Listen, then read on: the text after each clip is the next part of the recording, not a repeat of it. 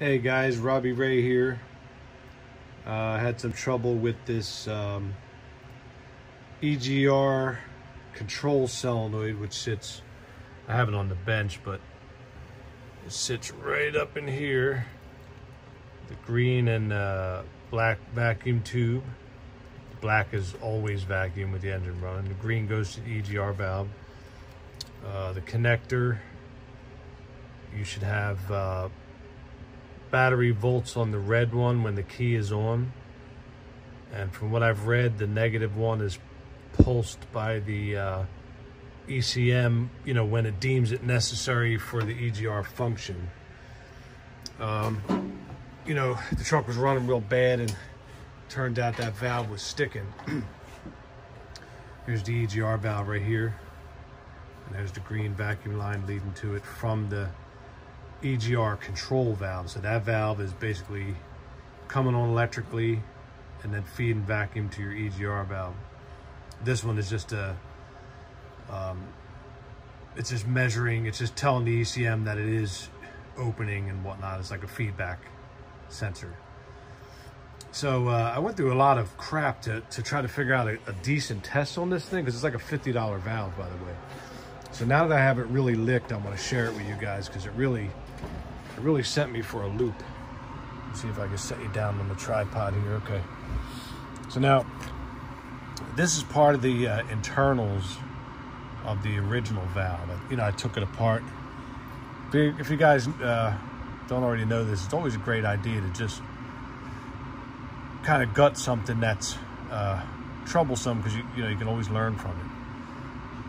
So you know, this is a coil which, you know, from my experience, I knew should have read a resistance value, which it didn't. Originally, you know, well, this one here I got rigged up, I'll show you, but you know, when I had terminals, I tried to read an ohms value and it just read near 0. And that means if your meter is set on ohms and it reads almost 0 or 0, that's a dead short. You know, like I might even be able to show that to you real fast. It took me a long time to absorb this myself. But so I'm on an ohms value there, right? So if I put the leads just together, it'll probably read near, well, see, that's literally the tiny bit of bad connection, possibly because of the meter leads, but see how nearly, that's about what that solenoid read. So I just know that I'm saying to myself, well, that's shorted, right? So even when I tried to give it a bench test with the battery, as soon as I went to put like one of these little test leads to it, you know, it arced pretty big, which also tells me that it's probably shorted.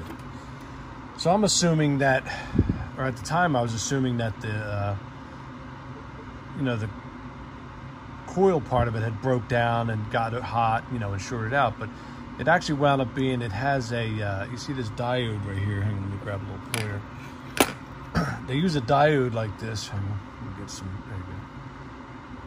They use a diode like this here across the coil for spike suppression. Because anytime you remove the voltage from a coil, there's a surge in voltage. And that's exactly how your ignition coil works. Most of you guys know that. You know, with your ignition coil, of course, you're doing it on purpose. But for controls, you know, since this is fed a negative by the ECM, they don't want, because I think it even pulses, by the way. You know, the engineers don't want voltage surges going back to the ECM, so they have this, you know, some people call it a shunt or a suppressor. They have a diode in here. And you can look up a lot of videos on how it actually works, but basically it nullifies that spike in voltage that you might get. So in my case, I don't know if you know this, sometimes it's difficult to properly measure a diode if it's in the circuit. So I knew I was getting a new one, so I cut this leg free right here. So when I measured the diode, you know, it shorted out. So it shorted closed in both directions. It should be this little silver band right here. If you have your positive lead here and your negative lead here, and you have it on a diode setting on your meter, that, think of that as like a wall. It should not let the current flow this direction. If you reverse the leads and put your positive here and your negative over there, it should let, it does have some resistance, by the way. They're not a completely open gate. So you might read a number like 5 something, but you'll notice it'll let voltage flow at least to some degree one way, and it'll, you know, your meter will kind of read infinity the other way. Like some meters read an I or over limit, like this one does here, over limit. So, you know, once I cut that free, now, because another thing, I had a hell of a time trying to find out what the proper ohms reading of one of these things was supposed to be. So hang on. So now I'm on ohms. Let's see right here, sign for omega ohms. Let's see if I get the meter in. Okay. So with that cut free, now I'll just read the coil by itself. And by the way, I'll show you on the brand new one, it's very similar. I think it's only off by like a half an ohm or something. So now we get 32 ohms. I got a glare on the screen there. Okay. 32.1 ohms. Okay, that's a lot more what you'd expect to see, right? So clearly the problem with that, I guess if you were on a budget, you know, you could put a new diode in that. But it was not easy to get this thing apart. You know, it's not meant to come apart. Like, you know, they had, you know, when this thing is dropped down in here and all that jazz, hang on. What I'm trying to do is looking through the camera. You know, they had the terminals jammed in here and jammed into these things and whatnot. So I think you could get it apart if you were really on a budget. And also keep in mind that the side with this little raised edge right here is the positive. So if you are trying to bench test it, make sure you do it the right way, because I don't know how much that little diode can handle if it's hooked up backwards. You know, it should, you would think it would handle it, but I don't want to see you burn it out just trying to test it. So this would be your positive with the, like I said, the little raised hill there, and this is your negative over this side. So anyway, I get the new one. Oh no, first I get one from the store and I get it all the way home and all, and I still got the code, and I take it out and I measure it, and guess what? It measures dead shorted.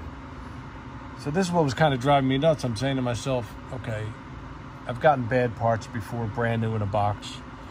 So when I went and got this next one, I literally took my meter with me to the store, and I think it measured, we'll check it in a minute, but I think it was 32.5 ohms, something like that. But the real crazy thing was I wanted to do a vacuum test on it, or I wanted to do a bench test and see if you could hear a click or something. And by the way, you cannot. So if you see I got the wires hooked up here in my battery, you cannot hear any audible click on this thing at all. In fact, it doesn't even really arc here. So watch. I'm assuming it's because of the suppressor, but it's almost like you think it's doing nothing, right? No click, no nothing. So, you know, I'm saying to myself, well, I don't know, maybe this one's bad too, right? I can't really trust these guys. But I did notice if you pop this cap off right here, it's not on there tight. Just right there, you pop it off, and there's a metal piece here which does become magnetized. You know, so I know the coil is working. So watch. If I hold this away, see it? Looks like I'm doing it on purpose, right? So I know the coil's working, but I still wasn't satisfied with that, because I tried, I don't know if some of you guys have one of these, a Mighty Vac, little automotive vacuum tester, which by the way, these are awesome if you ever have a chance to get one. You can get a Harbor Freight one too, it doesn't really matter. This one, it had a crappy container, but it comes with all kinds of cool little parts. You know, see them? Little tips and things. So, you know, I'm trying to vacuum test it. So I'm thinking, okay, well, it's got to do something, right? Well, it acts like, it sort of acted like it didn't do much. So I got kind of aggravated because I wanted to fully understand this thing. So I literally rigged up my vacuum pump that I use for air conditioning repairs. I rigged up some hosing. And when this thing is in the vehicle, this bottom line is getting engine vacuum. And then this one goes through to the EGR valve. So I have this hooked to the gauge right now, just as a way of, you know, seeing what's going on. So let's turn it on now. You'll hear a little background noise. You've seen that rise a little bit. You see that? So I think it allows a little bit of bleed through this top vent right here or something. Yeah, in fact, I can feel it. You see that? So I guess there's, well, look, let me pan out. I guess they're just allowing just a little bit of bleed through. There is like a foam padding inside this cap, so maybe it also nullifies that a little bit. But I still, you know, right now I'm not getting anything, you know, no message going to the EGR valve, so I still wasn't confident it was working. But finally, when you'll see if I volt it up here and then look at the gauge, even here out like it, I guess it's what I'm told, the ECM is going like this. You know, it's pulsing it real fast. It seems like when you hold it, it comes out of this like bleed hole. I guess it's designed to, I don't know, not suck itself, blow itself up internally or something. But you know, if anybody's trying to do a bench test on this thing, as you can see, it's not easy. And I got it to react because now I'm confident that it's actually doing something, because the ECM is going to do just what I'm doing here. There's going to be engine vacuum. But when I tried to do that test, hang on, to kill the noise.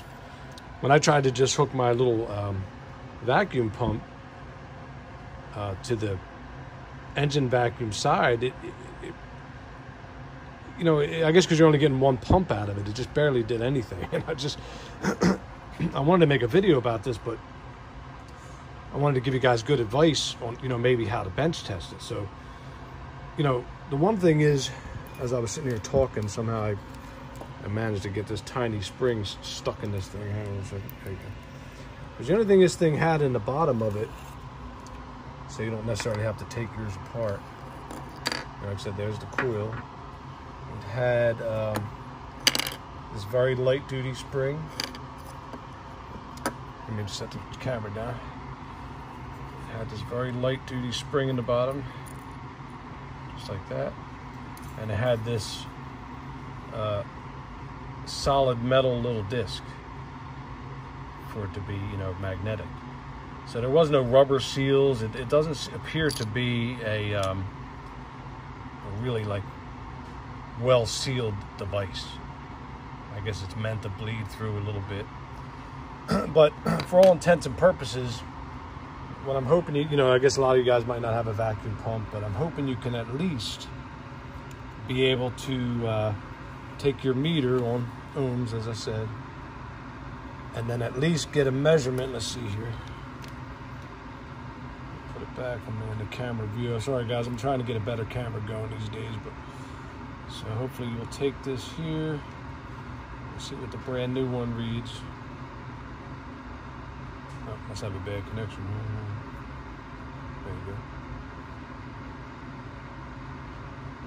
There you go. 30 some odd ohms, yeah, 31, 32 ohms.